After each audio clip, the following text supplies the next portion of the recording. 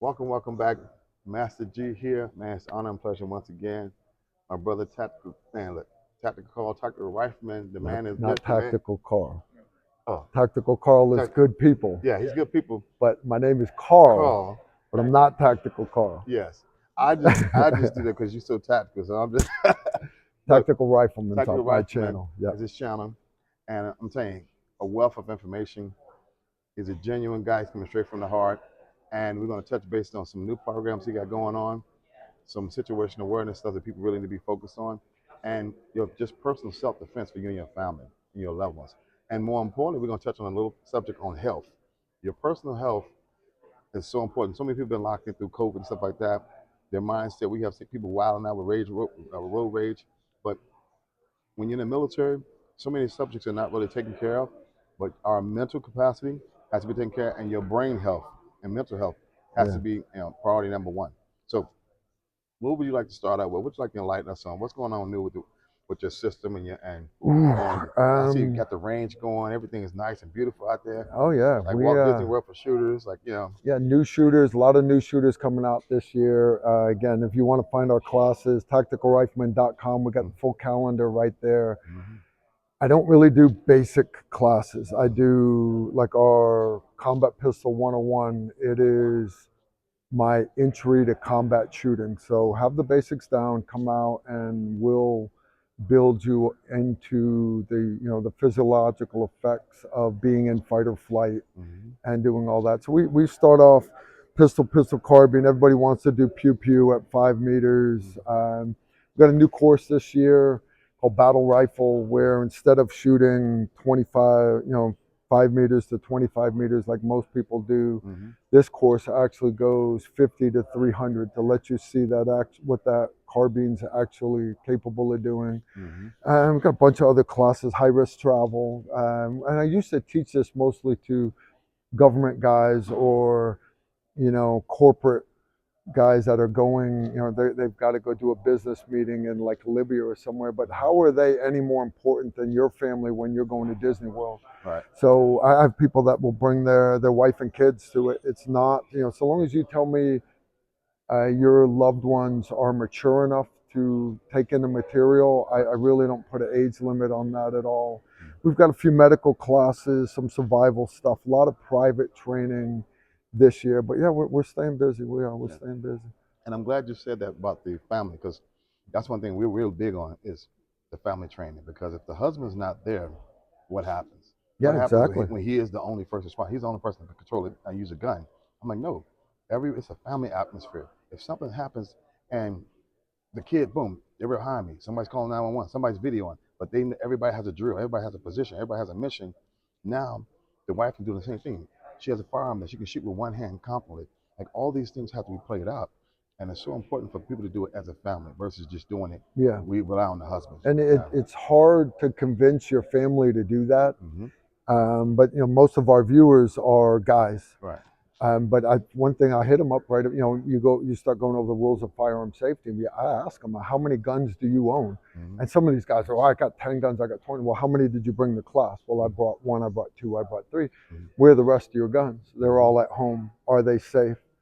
Mm-hmm. I use the example that I was getting ready for a 3-gun match, shotgun, and they were dummy rounds, but my phone rang. I went outside to take the call, set the shotgun down in the living room.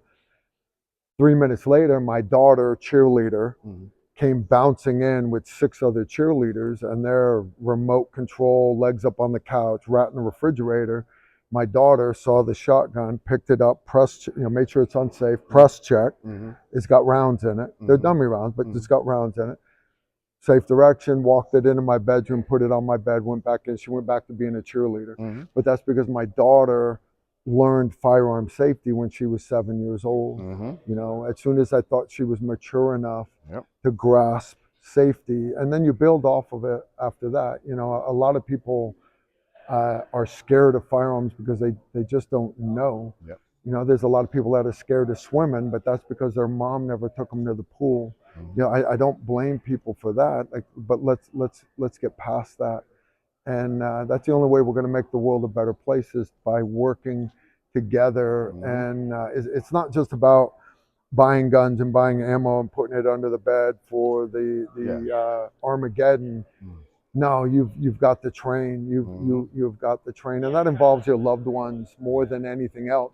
The way I look at it is, when I was deployed overseas fighting the global war on terror, who's at home protecting my family? Exactly. You know, so I have a good home defense plan. When Mm-hmm. when the home alarm goes off, the master bedroom door, for example, is not a hollow core door. It is a solid core door Mm-hmm. with deadbolts. Right, home alarm goes off, Mm-hmm. deadbolt that bring the kids in. She goes into the master bath. Same thing. That's a exterior hollow core door. And once you paint it, Mm-hmm. no, the wife will forget the deadbolts are even there. Oh. And then from there into the closet, she dials the phone. She hands the pistol, Mm-hmm. right, touch box, Mm-hmm. hands the pistol to my son, who's sponsored by Hornady back then, Mm-hmm. right? Hands him the pistol. She stands behind him with the cell phone Mm-hmm. and waits for my father-in-law and my brother-in-law. I live up on a little hill, and my security system doesn't call 911. It actually calls my neighbors, because Mm-hmm. they're going to get there a lot faster than law Exactly. enforcement is. Yes. Unfortunately, law enforcement the numbers are The down, numbers are way down. and they've got a really rough job. So you are your first responder. Mm-hmm. And in my case, my neighbors that are family members, they are my second responders for my family. You got to have a plan. Yeah. And the plan is so important because we go through a lot of people have aches and pains and back aches and glasses and bifocals. And I tell people, I say, you know your house. Somebody else doesn't know your house. I said, so I always give them a different dress. I said, well, ask yourself, how many steps from my front door to my bedroom door? Walking. How many steps from my front door to my bedroom door? Running. So Yeah. if I have a home invasion, it takes me 25 steps walking. It takes me 15 to 12 steps running. Yeah. How? Am I a deep sleeper? Am I a light sleeper? Can I get up and put some Yeah. eyeglasses on or contacts in? Put my hand on something lethal or non-lethal before somebody can bust through that door? Hmm. Or if I get in the hallway, I do have something lethal. I get in that hallway. The master bedroom is the last room in the hall. Yeah. But what about everybody else in front of you? Yeah. So what is the plan for that? And so I tell Where people are they at? you gotta put that into play. You gotta go get in front of them. Now everybody's behind you. It's safe. I'm in the Yeah. hallway. I'm Bring set them up. back to that safe room. Yeah. But And the only so way to do that, you've got to have a plan. and you gotta And train the plan. everybody's plan is going to be different. Mm-hmm. For example, my son his bedroom was down in the basement. Mm-hmm. Um, okay, so I can't get him to that master bedroom. You know, Mm-hmm. he has since grown. My boy's grown up. Mm-hmm. But so my plan and your plan will forever be changing. You Mm-hmm. know, you may be in a different part of the house when it happened. Mm-hmm. Updating. So Yeah. update it, practice it. And my home alarm actually went off once. I was deployed. Mm-hmm. I called my wife up, and she's smiling on the Mm-hmm. phone. She's like, "Hey, your little plan that we never practiced, but you told me about 50 times, it actually worked." Yeah. And I'm like, what are you talking about?" And she's laughing. Mm-hmm. The dog had fallen asleep, Mm-hmm. but because it was cold, she left the dog in the garage, and she didn't turn off the motion sensor in the garage. So at 2 o'clock in the morning, the dog woke up to go take a piss, and it Mm-hmm. set off the motion sensor. Next thing you know, my father-in-law and my brother-in-law, they're all coming across the yard, Mm-hmm. shotguns and underwear, and Yeah. but my family was safe, Yeah. and a And good rehearsal. and it was one of those things that once they saw the system and take place, and it was like, that sigh of relief because you Yeah, know that what you planned on. And a lot of times people think, oh, that's just over paranoid. And I'm like, no, yeah, you only have one life to live. This is not a video game. This is not Call of Duty. You only have one life. one. You can't play with that.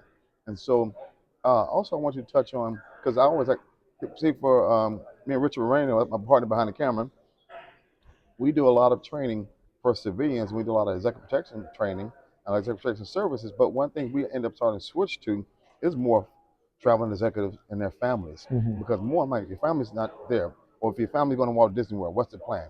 Okay, do everybody know the blood? You know, everybody's blood type. Everybody know. Oh, you need an EpiPen. Or you need. They don't know none of that. So they Yeah, just go out there tramping around. Something yeah, happens, then what? And so we've taken that mindset of taking a executive protection program and catering it to civilians yeah. because they now understand that they need this training. Like how many times you see a shootout or somebody have hit, nobody has first aid training, but everybody's sitting on a cell phone videoing. Oh yeah, yeah, I'm like, all the time it took you to do this, you could be saving somebody. You could be putting a tourniquet on, you could be doing something. And so first aid training is one of the things like insurance. When you have it and you need it, Now you have it, you can do it. It's like AAA. But if you don't have it, you just stand there with everybody else, you could have saved somebody's life. And CPR, first aid, child first aid, adult CPR, both of those CPRs are totally different. Like, and the tactics change and they evolve. And so all these things I tell people, I say, you invest in yourself, that's the best investment ever you can make.